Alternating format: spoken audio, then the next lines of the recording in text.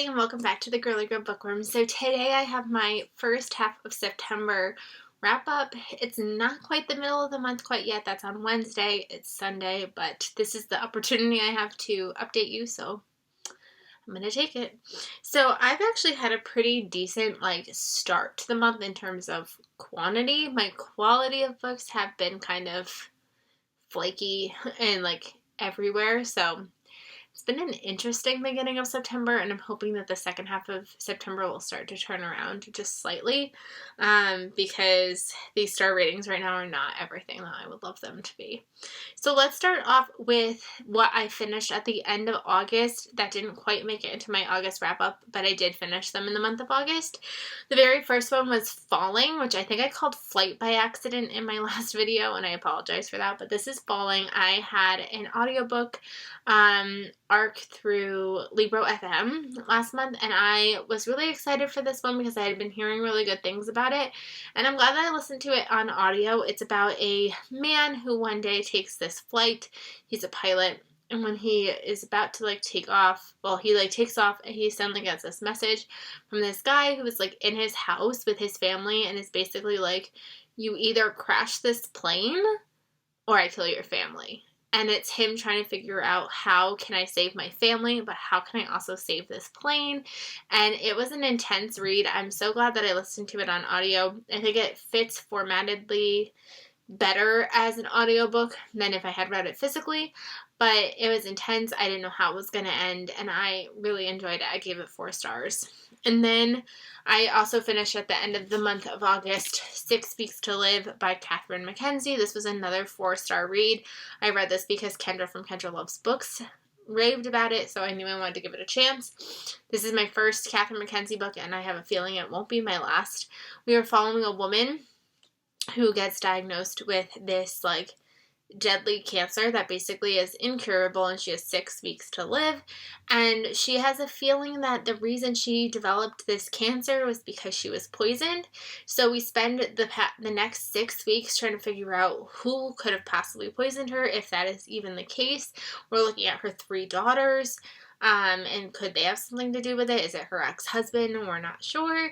And I loved it because it did take it would section off into sections of 6 weeks to live, 5 weeks to live, 4 weeks to live, and I was oh my gosh, are we gonna be able to figure this out before the time runs out? It was gripping, it was engaging. This does play with mental health and how that could affect people, so I think that if you don't love mental health representation in terms of thrillers, because I feel they could be really hit or miss, I would probably stay away from this one if that's something that bothers you. But I ended up giving this one 4 stars, and I rather enjoyed it. I didn't see the ending coming. It kind of left me with my jaw on the floor. I was how did this happen? So gave it 4 stars. Really enjoyed that one. Then we're getting into my September books. What I think is crazy is, so I've read 1, 2, 3, 4, 5, 6, 7 books completed so far in the month of September, which is great. But 1, 2, 3, 4, 5 of them were audiobooks. 1 was a Kindle book and 1 was a physical book, which is so not like me. But I think just with the beginning of the school year and things, that's really what I've had time for. I come home and I really want to just pass out. Granted, I'm also almost halfway through my pregnancy, so I'm pregnant, going back to work, and I'm exhausted. So when I get back, all I want to do is either pass out or just tune out and just listen to something instead of feeling I have to focus on something with my eyes. So the audiobooks make perfect sense, but it's just so not like me to have that many audiobooks in my wrap-ups. So the first one, I finally read this Tenderloin by William Kent Kruger. This was a favorite of book of the month back in 2019. Everybody really liked this one. Everybody I know raves about this one. I've heard it compared to Mark Twain with Tom Sawyer, and it's about these kids who basically escape this institution where they're kind of kept because they're kind of orphans, and they end up escaping because they're not being treated well, and they end up on a canoe down the river, but they're also being kind of chased after because they have a girl, and they're kind of accusing them of kidnapping the girl. So there's a lot of drama that gets involved.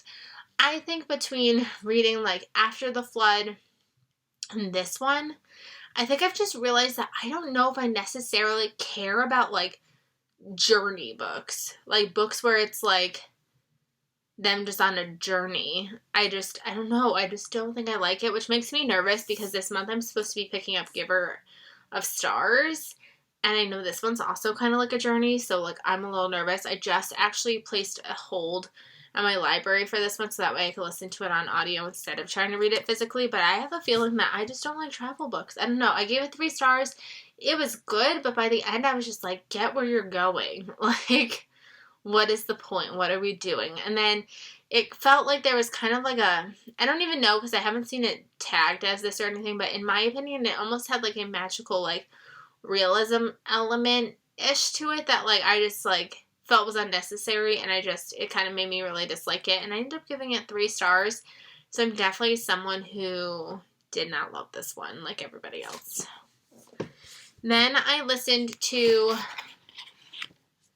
The Girls at 17 Swan Street by Yara Zahib. This is definitely a character-driven novel. We are following a woman who is fighting an eating disorder, and her husband has kind of gotten to the point where he's kind of had enough, and he can't treat her anymore because he knows she's basically like killing herself. So he sets her up at 17 Swan Street at a like live-in facility treatment to try to help her get better, and it's really her forming a relationship with herself and looking at her past and trying to fight this disease, but also like her connection with her husband and her relationship with him and how he's willing to really do anything to try to save her. And it was really good. I enjoyed it. It was 4 stars. I have a feeling I'll probably end up still like unhauling it because I feel like it's going to be one of those books that's not necessarily really memorable in that way. Like, so it wasn't like, oh wow, this was like really good, this is going to stick with me for a while, but it was really good for what it was at the moment. I am definitely glad I listened to it as an audiobook because I think that it just portrayed the feeling a little bit more than if I had read it physically. But it was an okay read.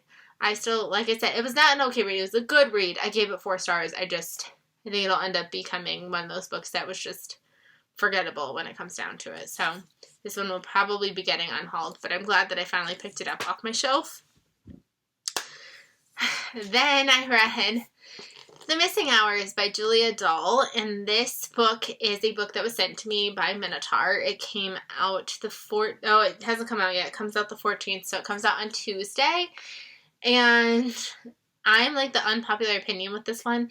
A lot of people love this one. I didn't connect with it. So it's a YA. I think it's technically YA, but it's about this woman. She's in college and she comes back to her dorm room and she basically realizes that she has been like sexually assaulted, raped, and she's trying to figure out what to do. She becomes friends with this other guy in her dorm, and she ends up getting a video of her basically being like sexually assaulted, and we also are getting her family's perspective, and at one point our main character goes missing and her family's trying to find her. And I don't know, I think that the beginning started off okay, and then it just started spiraling. Like I said, our main character is sexually assaulted, and out of nowhere she kind of takes this like revenge side of things, and it just felt so, I don't want to say unrealistic because I don't think that's a word for it, but it just, I don't know, I just like didn't find it to be supportive. I just felt like it sent a really bad message for sexual assault victims. I don't know. And then there was like talk about the family and like the sister and how the sister used to have an inappropriate relationship with somebody else when she was younger. And I was like, why is this tied in here?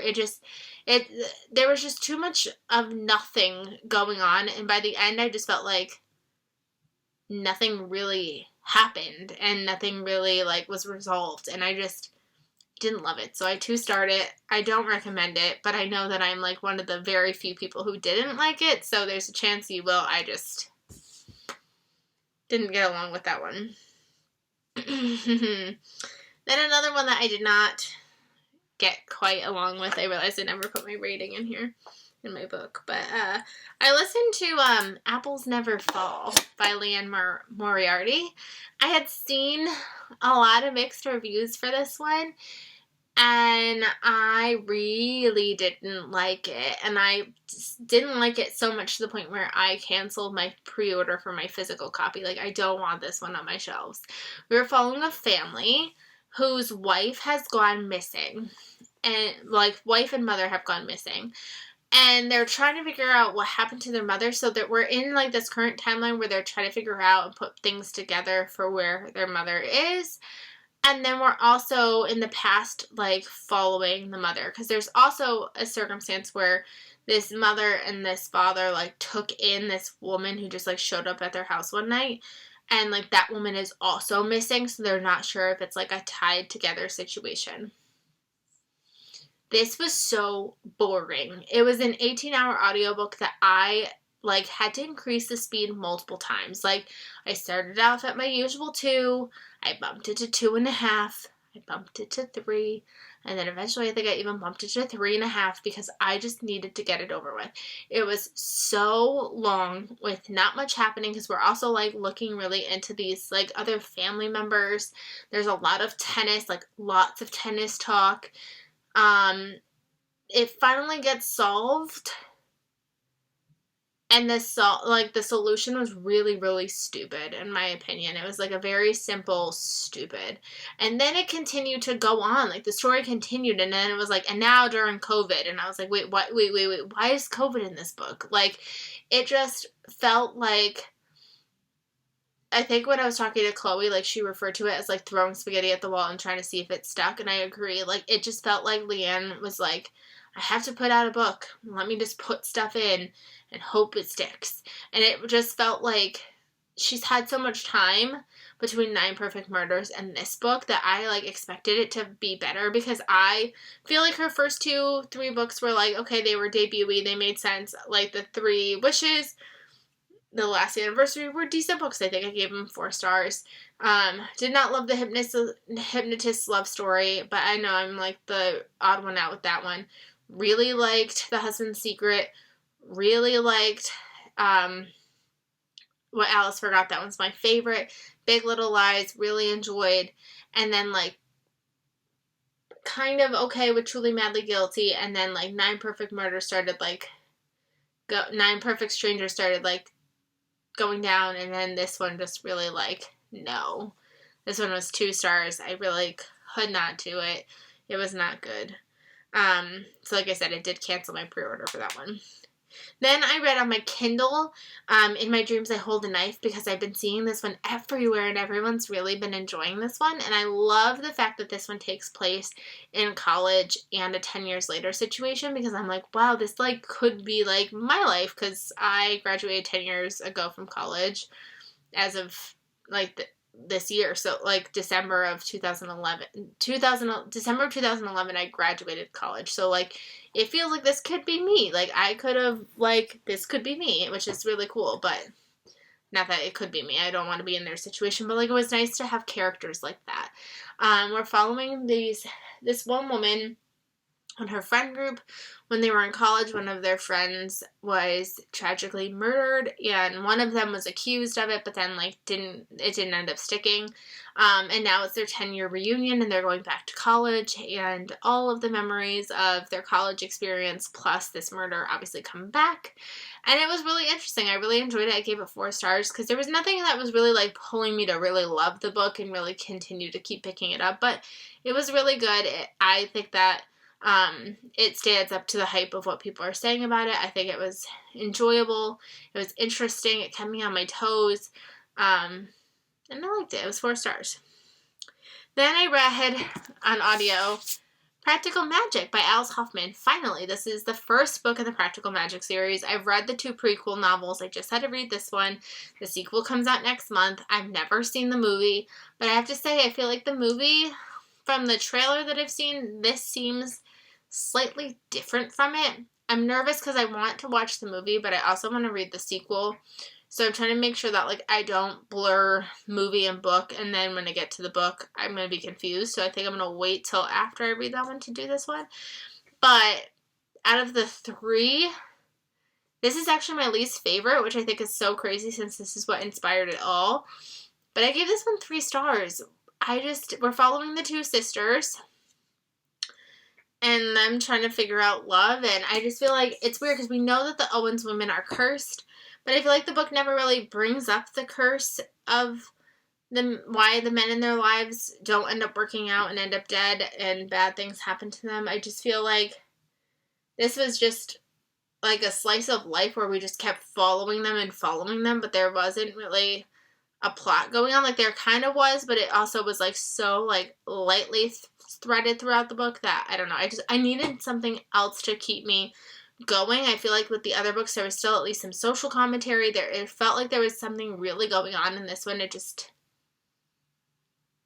didn't feel right. So unfortunately, I gave this one 3 stars. Then after that, I listened to A Fall of Marigolds by Susan Meisner. This is the second book that I've read by her. I'm glad that I picked this one up on audio. For some reason, I was like really nervous to read this one physically, which makes absolutely no sense. But we're following dual timelines, which is one of my favorite things in the world to do. And one of them we're following in 1911 and Ellis Island. We're following this woman who is a nurse there. And she is kind of like really taken with this man who comes into Ellis Island. His wife died on the ship coming over with scarlet fever, so he ends up... Is it scarlet fever? I think it's scarlet fever. He ends up in quarantine, so she like kind of strikes up this relationship with him. She's also there kind of like, she saw the man that she loved fall to his death from this like fire, so she's kind of very much like keeping Ellis Island almost as her escape. And then we're also following this woman in 2011 who was affected by 9/11 because she watched and heard her husband die in 9/11. So like their storylines will eventually tie in together.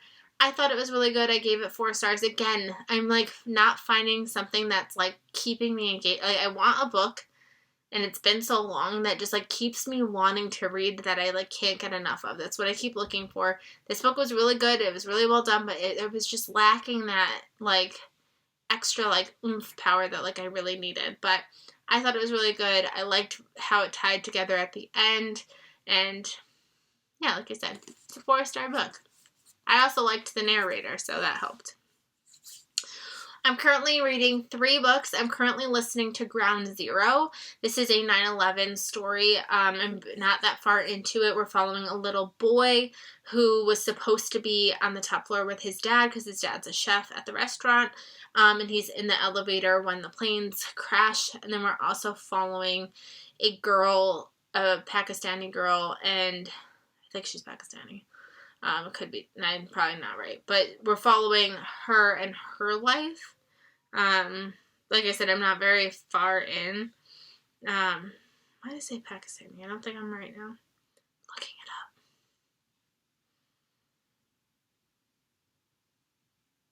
up. Yeah, she's from Afghanistan. I don't know why I said Pakistan.